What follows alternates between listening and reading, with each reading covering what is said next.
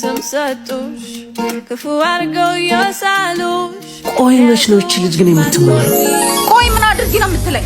የምልሽማ እኔን ስታገኝ ጓደኞችሽን ይዘሽ የምትመጪውን ነገር አቁሚ። መለያየት ሳይሻለን አይቀርም። ይቅርታ፣ ከማን ጋር ነው የምትለያየው ወንድሜ? እዛ ጋር ያለችው ፍቅረኛዬ ናት።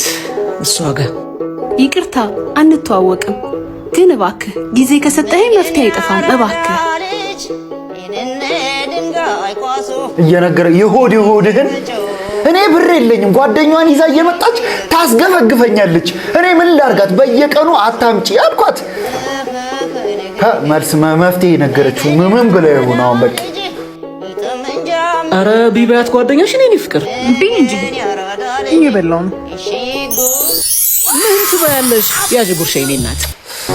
ይሄው ሊያስቀናናልህ ነው። አረ አንቺ ልጅ እየበላሽ አይደለም። ወይ ጉድ! ጭራሽ የማትበላ ልጅ። ከዚህ በኋላ ሁለተኛ ጓደኛዋን አታመጣም። በጣም ቆንጆ ምሳ በላን አይደል? እነ ሜሪ ለምን ቀሩ ዛሬ? ለዘላለም አይመጡም። እሷም ብትሆን በሲስተም ሰላም ይቻላል። ካሰብንበት መፍትሄ አለ። አንዳንዴ ከጭቅጭቅ ውጭ የማይፈቱ የሚመስሉ ነገሮች ካሰብንባቸው ትንሽ ኔጌቲቭ ሳይድ ኑሯቸውም ቢሆን መፍትሄ አይጠፋቸው። ደግሞ ባርኮት አለ ብለህ ጓደኛዋን አጉርስና ተለያያ።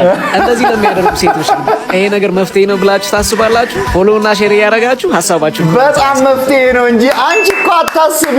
አይ ባርኮት ትችያለሽ።